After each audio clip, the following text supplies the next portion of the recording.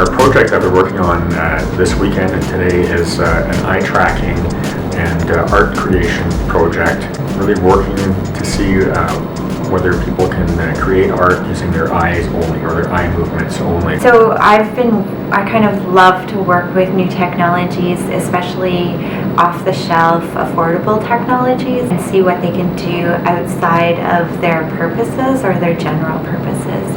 Our project has a few different purposes. One main purpose of it is just to kind of see what we can do with this little eye tracker. What can we do with this? And then we started thinking, well, what if you could create art using eye trackers? And then we started thinking, well, for some people that might be the only way that they can actually create art because they have mobility challenges. One of our interests is whether this can be adapted or used for people that have mobility challenges. So I'm W.L. Altman. I'm an interdisciplinary artist and musician and composer. And I have worked in the past with making interactive pieces, or pieces with interactivity, mostly sound installations where motion, the human motion has a certain effects that are programmed into the sound. The computer forums as to people talking about it, so it's quite fun to actually come along and see it actually working and play with the actual hardware. I'm a tech head at heart, so I'm trying to get the eye tracker to work under Linux, which is not currently something it's able to do.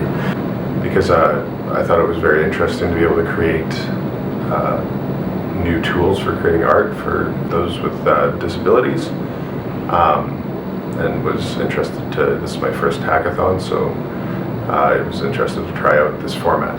And it's been a lot of fun so far. Not a lot of resources on it yet, so it's definitely jumping into something that's brand new, and that's very fun to work with too. But yeah, I'm excited to see what everyone makes today. I'm interested in it because I think it allows ways to involve tech and art, which is what I'm really interested in. And then there's a huge added bonus that it could improve the lives of people who are handicapped or disabled and don't currently have means of creating art. I've always been interested in research and analysis and statistics and things like that. So, and then with the education, we talk a lot about inclusion and disability. So kind of bridging the gap in both of those worlds through an event like this. For my honors thesis, I actually used an eye tracker, so that's when I was first introduced to eye tracking technology. I've been really fascinated by it ever since, and I kept working in Dr. Robinson's research lab, and that's kind of how I came to learn about this research project. And I thought that it was super cool the way they were using the new eye tracker technology, especially for people who wouldn't be able to use computers or any other kind of form of art.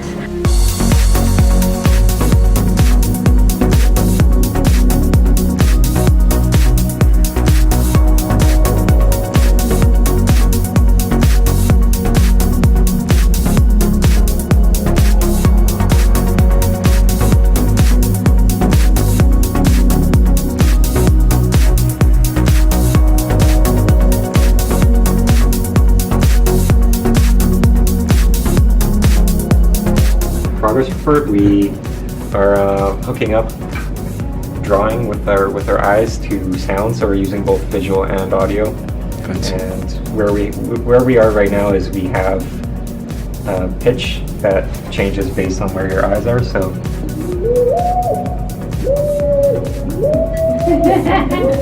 you can work fast. So as a really high priority, we wanted to swap the canvas color from white to black or a darker color because there's so much strain looking already at a white screen. So we managed to get that working really early on. So we've got basically just made a very simple way of taking any shape or any image and drawing with that. So right now we're just using a triangle, and you can sort of make a mountain range very quickly. And we're going to add some more features to this so that it creates, I guess, more varied images. You focus on one spot, or maybe rotate the image as you move around.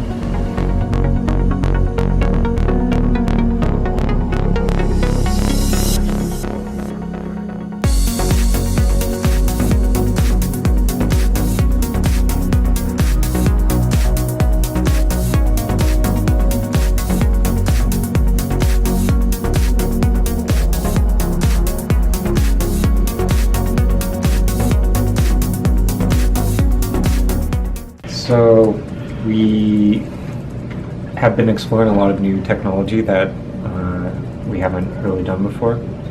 So with that comes the challenges of learning the technology as you're programming.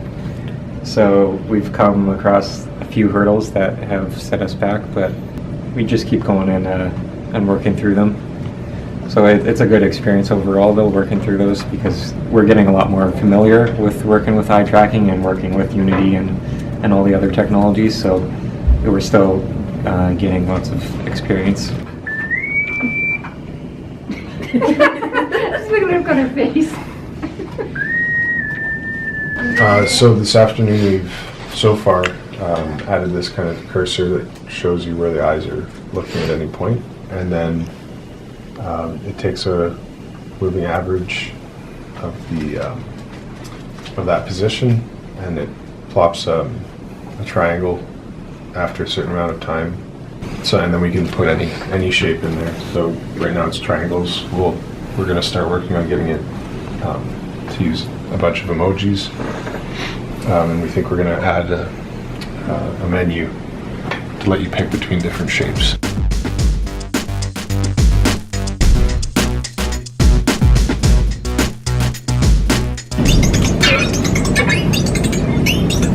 That's our program right now, and we've tried with some different sounds. It also changes the tempo of the sound as well as the pitch, so it slows it down quite a bit when you're low, and then speeds it up and makes it higher pitched when you're looking high. It was very cool to see how the two teams differed. They went very different approaches. Our team went very kind of audio color mix.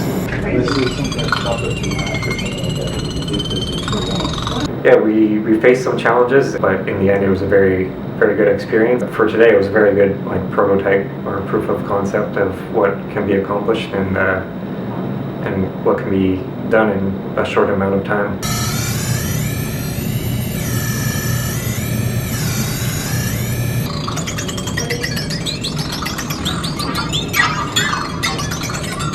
I was excited coming into today, but I didn't know where it was going to go. We've built an emoji collage platform using the Tobii eye tracker. So there's a small menu on one side, and now if you look over, your gaze rests on any of the emojis. You can then pull that emoji over onto the screen and make an image. You have to increment something. And this is the image that I made. This is a screen or a picture I took with my phone, but actually on the computer. It's so satisfying and really exciting. It's been a really, really exciting day. I'm so enthusiastic about this process and really amazed at what we've accomplished. A few things were really exciting. One was just sort of seeing where the two teams kind of just went with it and sort of said, okay, this is a vision that we have for this. Actually been quite a really exciting day, and the teams today have come up with some really novel uses for the basic code and really adapted it in really exciting ways. I'm seeing with all of the teams is this sort of idea that we can take something to an end user, someone who might have a mobility challenge, and say, see what kind of fun you can have creating art with these tools that we've created. So that's pretty fulfilling to see that happen today. So the eye tracker can actually develop fun and sort of creativity for an individual. You can also develop that for a community of individuals, which is a win-win for me. My name is Randy Johnner. I'm with the Faculty of Social Work here at the University of Regina, and I'm part of this very exciting team that is looking at the eye tracker and coding today during the hackathon to see and discover, through a series of iterations, how this eye tracker can be coded to become more creative, more fun, more user-friendly for a diversity of people. I think particularly in the long run for individuals who may have more challenges than some of us in moving body parts. So as it looks at the eyes, and what I really observed today, which was really quite exciting, was not only the eye tracker through the coding process became more interactive and more fun for the diversity that we represented as a population here, but it brought us together as a community because we laughed and it was fun and we watched other people have fun, and I think for me that whole journey was the best part of the day because I hadn't anticipated that. And it was just really quite an adventure to watch people come together and really become focused on something that was exciting and innovative and has great potential, not only for people who just want to have fun, but to help bring people together who maybe not come together through a piece of technology.